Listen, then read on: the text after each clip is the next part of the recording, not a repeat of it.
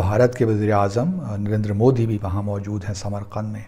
मैं तो सैल्यूट के साथ कहता हूं कि नरेंद्र मोदी ने जितना हिंदुस्तान का नाम रोशन किया है। Indian prime minister resilient supply chain की बात कर रहे हैं। हम आज भी अफगानिस्तान की बात कर रहे हैं 50 साल में। हमारी प्रायोरिटी 50 साल बाद भी अफगानिस्तान है और इंडिया की प्रायोरिटी 50 साल बाद रिजिलियंट सप्लाई चेन है। वज़ीर आज़म का जो हमारा कंडक्ट है पूरी इस सरबराही कॉन्फ्रेंस में, उससे मुताल्लिक तो समझ नहीं आता कि वो कॉन्फिडेंस क्यों नहीं है। और फिर यही हाल नहीं है, बल्कि जितने भी साथ अगर आप देखिए वफ्द में जितने भी लोग शामिल हैं। मिनिस्टर बड़ी मुश्किल से अपना हादसा रोका हुआ था उसने, रूसी सदर ने, कि वो किस तरह का वज़ीर आज़म हटा के उन्होंने कौन सा कार्टून हमारे सामने बिठा दिया। कहते हैं कि नकल के लिए ना अक्ल चाहिए होती है। अब इमरान खान की तरह 50 रुपए हमारे दौर में 1 किलो आटा था, आज वो कराची के अंदर 100 रुपए लीटर से ऊपर चला गया। कोई हद नहीं बेशर्मी की इनके लिए।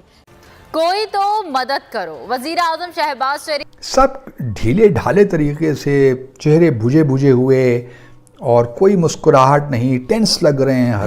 मोदी साहब की टेन्योर देखें तो एक चीज़ हम डिनाई नहीं कर सकते कि वो अपने जो पीपल हैं उनके अंदर बहुत पॉपुलर है। हेलो फ्रेंड्स, जय हिंद। हिंदुस्तान स्पेशल में आपका स्वागत है दोस्तों। जैसा कि दोस्तों आपने क्लिप में देखा, पाकिस्तानी मीडिया ये चर्चा कर रहा है कि प्राइम मिनिस्टर मोदी का दुनिया में एक अलग ही रुतबा है। उनकी पर्सनैलिटी के सामने सब फीके नजर आते हैं। उज्बेकिस्तान के समरकंद में हो रही एससीओ की बैठक का पहला राउंड खत्म हो चुका है। इस मीटिंग में एससीओ के सुधार, विस्तार, रीजनल सिक्योरिटी, सहयोग और कनेक्टिविटी को मजबूत करने और व्यापार को बढ़ावा देने पर चर्चा हुई। पाकिस्तानी मीडिया यह बता रहा है कि पाकिस्तानी प्राइम मिनिस्टर का चेहरा उतरा हुआ है और उनके साथ जो डेलीगेशन गया है वो भी बुझा बुझा हुआ नजर आ रहा है। जबकि इसके विपरीत प्राइम मिनिस्टर मोदी एससीओ की बैठक में अलग ही नजर आए और उनका आत्मविश्वास खुद उनकी पर्सनैलिटी की गवाही दे रहा है। इस दौरान प्राइम मिनिस्टर ने एससीओ की बैठक में संबोधन करते हुए कहा, भारत एससीओ सदस्यों के बीच अधिक सहयोग और विश्वास का समर्थन करता है। तार साहब, इस वक्त जो सबसे रीजनल पॉलिटिक्स में और बायलैटरल रिलेशंस में और मल्टीलैटरल जो पॉलिटिक्स है उसमें जो सबसे बड़ा इवेंट हो रहा है वो तो एससीओ में, शंघाई कोऑपरेशन ऑर्गेनाइजेशन में हो रहा है। हर मुल्क अपने इंटरेस्ट को जो वॉच करता है। तार साहब, वहां पे ना तो पाकिस्तान के जो अंदर फ्लड्स हैं उसकी किसी ने बात की है। पाकिस्तान कह रहा है कि अफगानिस्तान की कोई बात नहीं कर रहा। Indian prime minister resilient supply chain की बात कर रहे हैं। हम आज भी अफगानिस्तान की बात कर रहे हैं 50 साल में। हमारी प्रायोरिटी 50 साल बाद भी अफगानिस्तान है और इंडिया की प्रायोरिटी 50 साल बाद रिजिलियंट सप्लाई चेन है। दरअसल इस एससीओ का फायदा उठा के क्या पाकिस्तान को, इंडिया को और ईरान को, अफगानिस्तान को और बाकी ममालिक को अपने अंदर से एक ट्रांजिट रूट नहीं ऑफर कर देना चाहिए था, जिससे एक बहुत बड़ा ब्रेक थ्रू होता और बल्कि हम इंडिया को डिफेंसिव मोड पे लेके आ सकते थे उससे, अगर हम ये ऑफर करते। आप इस एससीओ को, इस पॉलिटिक्स को और ये जो बायलैटरल रिलेशन है इसको आपने कैसे रीड किया सर? पाकिस्तान ने अफगानिस्तान के जरिए बड़े पैसे बनाए हैं, इसमें कोई शक नहीं है। It was a big opportunity for Pakistan. तो वो पाकिस्तानियों को हमेशा उसी के ख्वाब नजर आते रहते हैं कि यार कहीं डॉलर आए तो चले, हो सकता है हमें भी मिल जाए, चले ना भी मिले तो हमारे पाकिस्तान के अंदर डॉलर के ऊपर से उसका जो है वो प्रेशर उठे।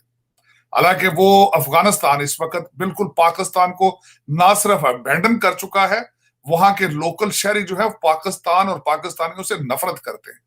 इसमें बेशक इसमें कोई ढकी छुपी बात नहीं है। और पाकिस्तानियों को भी, पाकिस्तानी जो हुकूमत है उनको पता है, एस्टेब्लिशमेंट को पता है कि नफरत करते हैं। बल्कि परसों हादसा हुआ है, दो तीन हमारे फौजी शहीद हुए हैं उस एरिया के अंदर और वो मुसलसल अटैक कर रहे हैं पाकिस्तान के ऊपर। पाकिस्तान के बॉर्डर को वो रिकॉग्नाइज नहीं कर रहे। इस वक्त उनको अगर दुनिया में रिप्रेजेंट कर रहा है तो वो कतरी कर रहे हैं, कतर कर रहा है उनको रिप्रेजेंट। और उनका झुकाव आज भी जो है वो भारत की तरफ ज्यादा है वर्सेस पाकिस्तान, क्योंकि उन्हें नजर आता है कि भारत से, जो अफगानी समझते हैं कि भारत से कुछ पैसे निकल सकते हैं। भारत जो है पहले भी वहां बड़े बड़े प्रोजेक्ट करता रहा है, उनकी पुलिस को ट्रेन करता रहा है, उनकी आर्मी को ट्रेन करता रहा है, बल्कि उनकी पार्लियामेंट की बिल्डिंग बना के उन्होंने तोहफे में दी थी। पाकिस्तान के साथ इस वक्त अफगानी पाकिस्तानियों से उतनी ही नफरत करते हैं जितनी बंगाली नफरत करते हैं। उनके जहन में ये डाल दिया गया है कि अफगानिस्तान की सारी मिजरी जो है, अफगानिस्तान की सारी मुश्किलात का जो एक ही सोर्स है वो पाकिस्तान है। और ये अफसोस वाली बात। और दूसरा, लेकिन एससीओ के हवाले से अगर देखा जाए तो वहां पे मैंने जिस तरह अर्ज किया कि यूक्रेन की वार के अलावा उन्होंने कोई चीज किसी पे तवज्जो देने की कोशिश ही नहीं की, जो कि ज्यादती है। हालांकि अगर रीजनल है, 8 कंट्रीज हैं, तो उन्हें चाहिए था कि हर कंट्री के इश्यूज को डिस्कस किया जाए। और लेकिन दूसरा, चीमा साहब, मैं अब जहां पे ये बताऊंगा कि आपने जो आइडिया ये दे रहे हैं कि यहाँ से एक कॉरिडोर बनाया जाता है, यहाँ से बनाई जाए चीज, तो उसके हवाले से जो चाइना का सी पैक इस वक्त फेल हो चुका है, मेरे ख्याल में वो उसमें अब मजीद कोई भी मुल्क जो है उस पे पैसा या सोर्सेज अपने जाया करने पसंद नहीं करेगा under given circumstances. Given circumstances वो ये है कि कोविड की वजह से सारी दुनिया की इकॉनमी स्लगिश है। रूस के सदर व्लादिमीर पुतिन भी हैं और फिर भारत के वज़ीर आज़म नरेंद्र मोदी भी वहाँ मौजूद हैं समरकंद में।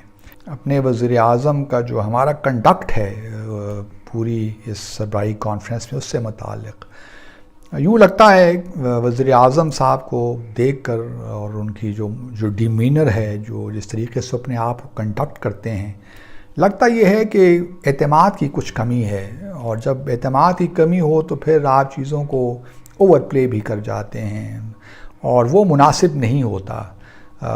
इस किस्म के सरबराही इजलास होते हैं, बड़ा बुर्दबारी के साथ अपने आप को लेकर चलना पड़ता है और वो हमें नज़र नहीं आ रहा। I do not know why, क्योंकि शहबाज शरीफ साहब को तो बड़ा तजुर्बा है।